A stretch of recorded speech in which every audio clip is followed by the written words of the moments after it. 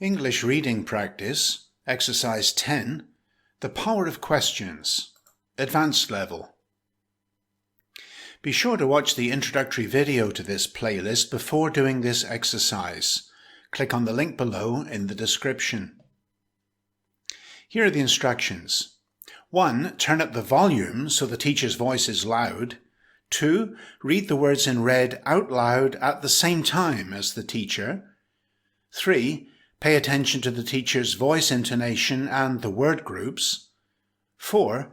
If you find the speed is too fast, go to the playlist and choose the intermediate version. And 5. Check any new words in a dictionary to fully understand the text. Before we begin, a quick reminder: continually improve your English. Click the subscribe button, the bell icon, and then all. So let's begin. The power of questions.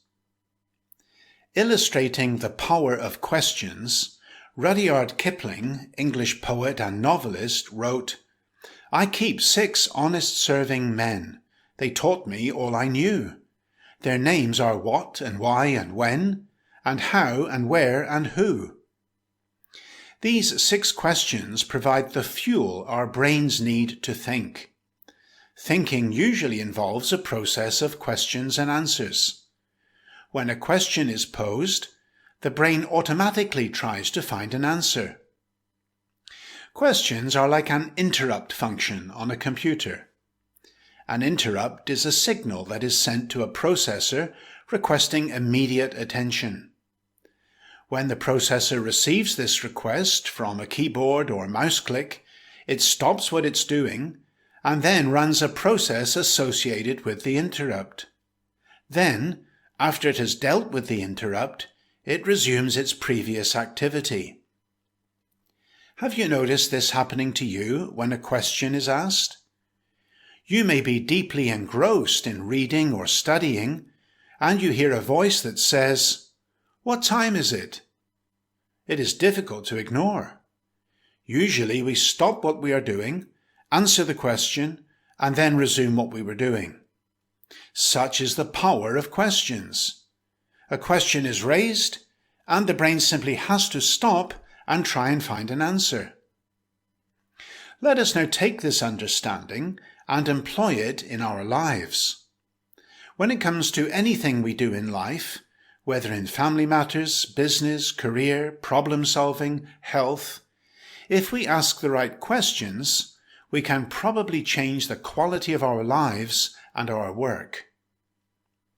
Looking at those 6 questions again, we notice there are 2 groups. The first group, what, when, where, who, require answers involving facts or statistics. For example, where do you live? Answer, London. When did you arrive? Answer, yesterday. Who is that? Answer, my brother. But the second group of questions, how and why, are different. They require additional thought. How and why questions focus on methods, processes, reasons, motivations. Children have been described as question factories in full production. What is their favorite question? Why? Why? They seem to ask this question endlessly to satisfy their natural curiosity. This is how they learn about the world around them. As adults, it's important we don't lose that childlike curiosity. Through life, we need to keep asking how and why. For example, we may have a way of doing something or producing a certain product. We can ask the question, how can I make this better? After completing a job, we can ask 2 very important questions. 1, what did I do right? 2, when I do that job again, what will I do differently? The first question, what did I do right, reinforces positive habits. Notice the second question does not ask, what did I do wrong? It's better to keep the questions positive. What would I do differently? These two questions lead to constant improvement. In the sphere of relationships, do we know someone who is often irritable, angry, perhaps rude? We can come to a conclusion and think, this is a very unpleasant person. I want as little as possible to do with them. On the other hand, we can ask a question, why? Why is this person acting and behaving in this way? Once we do a little checking and research, we might find the person is struggling with a major issue in their personal life.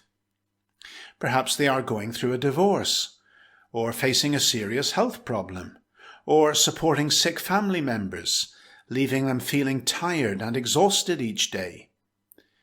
Knowing the answer to, why do they behave like that, will change our perspective.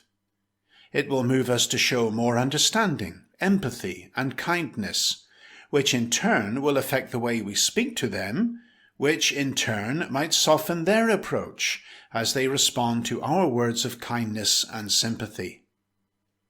Can you see now why questions are so powerful? So why not follow the strategy in Rudyard Kipling's poem? Use these 6 honest serving men each day. Send out what and why and when, and how and where and who, and see a major improvement in your results and in the quality of your life. That's the end of the reading. Repeat this exercise many times until you can synchronize your reading with the teacher. Practice other exercises in this playlist and see a major improvement in your English-speaking fluency. Has this video helped you? Then like, share or comment now. And build a powerful English vocabulary with my free course on Udemy. Go to goodenglish.online.